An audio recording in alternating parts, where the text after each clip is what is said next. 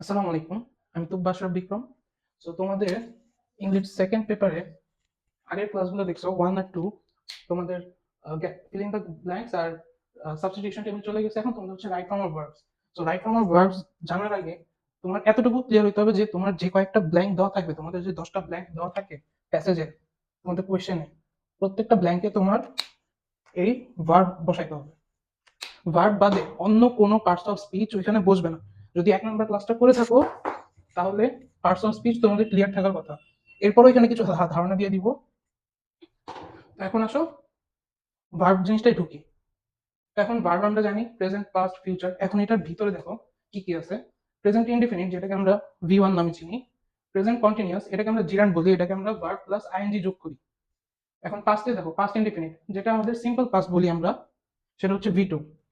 Past participle, যেটা আমরা V3, যেটা তোমরা সাধারণত এই যেভাবে লিখো V1 V2 V3, কিন্তু এখানে ফিউচার আছে। এবং ফিউচার ইনডিফিনিট কোনটা? যেটার সাথে শ্যাল, উইল প্লাস তোমার ভার্ব ওয়ান আছে, ওইটাই তোমার ফিউচার ইনডিফিনিট। এখন ফিউচার কন্টিনিউয়াস ভার্ব কোনটা? যেটার সাথে শ্যাল বি, উইল বি তোমার প্লাস জিরান্ড আছে, ভার্ব প্লাস আইএনজি। এখন জিরান্ড কি?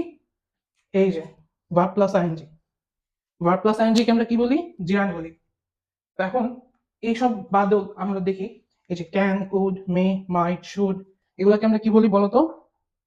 এগুলাকে আমরা ইংলিশে মডেলস বলি।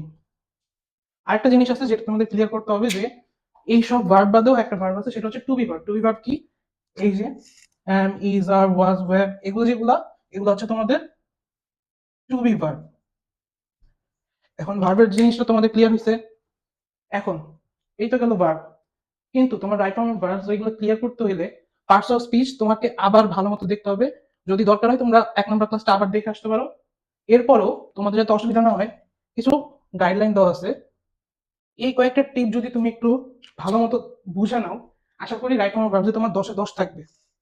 আসো দেখি কি কি টিপ দেওয়া আছে। সেন্টেন্সের শুরুতে গ্যাপ থাকলে এখানে আমরা জেরান্ড বসাবো। জেরান্ড কোনটা? Verb one plus ING. এরপরে গ্যাপের পূর্বে যদি প্রিপোজিশন থাকে, প্রিপোজিশন কোনটা? এখন এই প্রিপোজিশন হচ্ছে বাই, অন, ইন, এগুলা। আরো দেখাই, ফ্রম, উইথ, উইদাউট।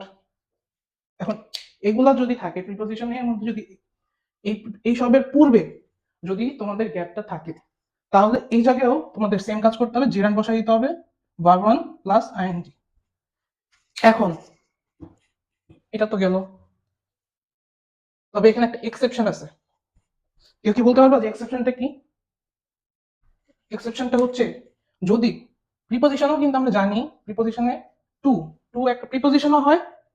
এখন এক্সেপশন হচ্ছে টুটা, যদি টু থাকে তাহলে এখানে ভার্ব ওয়ান প্লাস আইএনজি দেওয়া যায় না।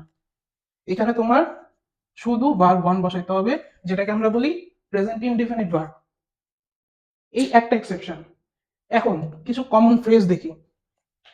With a view to, look forward to, তারপরে এই টু বি ভার্ব যেগুলো দেখাইছি, অ্যাম, ইজ, ওয়ার, ওয়াজ, ওয়্যার, এই এগুলোর সাথে যদি ইউজ টু থাকে, এই একটা ফ্রেজ, এখানে গেট অথবা গট, এর সাথে ইউজ টু আবার গ্যাপ। সো এই কয়েকটা, এই চারটা যদি কমন ফ্রেজ থাকে তোমাদের সেন্টেন্সে, এরপরে যদি গ্যাপ থাকে, তাহলে এখানেও চোখ বন্ধ করে তোমরা জিরান বসাই দিবা, অথবা ভার্ব প্লাস আইএনজি।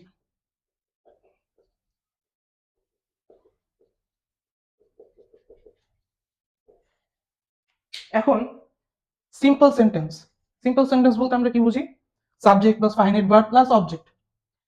কিন্তু এই সিম্পল সেন্টেন্সে যদি তোমাদের এখানে ফাইনাইট ভার্বের পর অবজেক্ট না দিয়ে আরেকটা ফাইনাইট ভার্ব আমরা অ্যাড করি,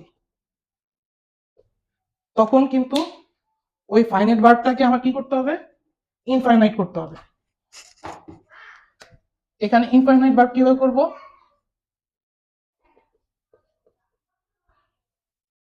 আমরা যদি যেখানে যে ভার্বটা দেওয়া থাকবে, ওই ভার্বটাই যদি আমরা V1 প্লাস আইএনজি অর্থাৎ জেরান বানাই দিই, তাহলে ওই ভার্বটার ফাইনাইট থাকে না, ইনফাইনাইট হয়ে যায়। আরেকটা, আরো দুইটা আছে। ওই দুইটা হচ্ছে, যদি এখানে টু বসাও, টু প্লাস প্রেজেন্ট ইনডেফিনিট, আর আরেকটা হচ্ছে একেবারে ডিরেক্ট পাস্ট পার্টিসিপল বসায় দেওয়া, অর্থাৎ ভি3 বসায় দেওয়া। একটু খেয়াল করো, ফাইনাইট ভার্বটাকে ইনফাইনাইট বানানোর জন্য জেরান্ড ভার্ব প্লাস আইএনজি, এখানে to plus present indefinite verb আর পাস্ট পার্টিসিপল, এই তিনটা বসানো যায় ইনফাইনাইট বানানোর জন্য। এখন এটা হচ্ছে একটা এক্সেপশন, যেটা তোমাদের একটা কমন প্যাসেজে বেশিরভাগই থাকে। প্যাসেজে যদি লেস্টের পরে একটা স্পেস থাকে, এখানে বলে লেস্টের বাংলা হচ্ছে অন্যথায়, তাহলে লেস্ট থাকলে লেস্টের পরে যে গ্যাপ থাকবে, গ্যাপের পরবর্তীতে যে ভার্বটা থাকবে, ওই ভার্বের আগে শুড বসে।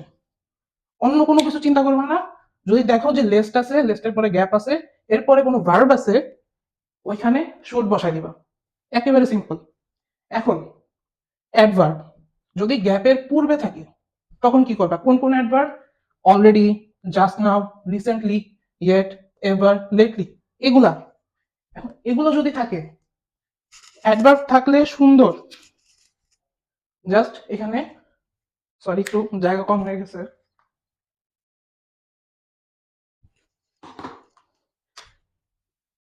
এখানে হ্যাজ অথবা হ্যাভ প্লাস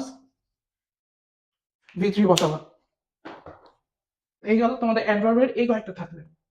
এখন যদি অ্যাডভার্ব না থাকে আর যদি পূর্বের সময় বোঝায়, সেন্টেন্সে পূর্বের সময় বোঝায়, যেমন সেন্টেন্সে যদি থাকে অ্যাগো, লাস্ট, ইয়েস্টারডে, কোনো সাল যদি থাকে, 1971 হইতে পারে, লিবারেশন ওয়ার নিয়ে কোনো প্যাসেজ থাকতে পারে, প্রিভিয়াস থাকে, আবার ওয়ান্স আপন এ টাইম কোনো প্যাসেজ তুলে দিল, তো ওইটার ওইখানে যদি একটা গ্যাপ দেওয়া থাকে, ওই গ্যাপে আমরা সিম্পল পাস্ট বসাই দিব অথবা পাস্ট ইনডিফিনিট বসাই দিব, যেটা হচ্ছে আমাদের ভি2, এই যে পাস্ট ইনডিফিনিট।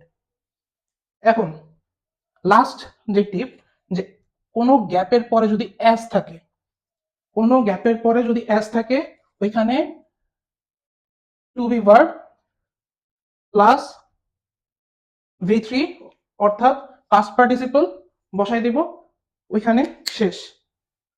এই কয়েকটা যদি একেবারে তুমি ফলো করতে পারো, এখানে যে একটা এক্সেপশন ছিল তোমাদের প্রিপোজিশন, এটাও বলে দিচ্ছি, টু থাকলে সিম্পল প্রেজেন্ট বসাই দিবা। এখন এর পরের ক্লাসে আমরা এই কয়েকটা যে একটা টিপ শিখছি, এই ভার্ব, আর আমাদের যে ফার্স্ট ক্লাসে আমরা পার্টস অফ স্পিচ নিয়ে পড়ছি, সো এই সবকিছু যখন তুমি সুন্দর মতো বুঝবা, আমরা এর পরের ক্লাসে প্র্যাকটিসে যাব। ধন্যবাদ।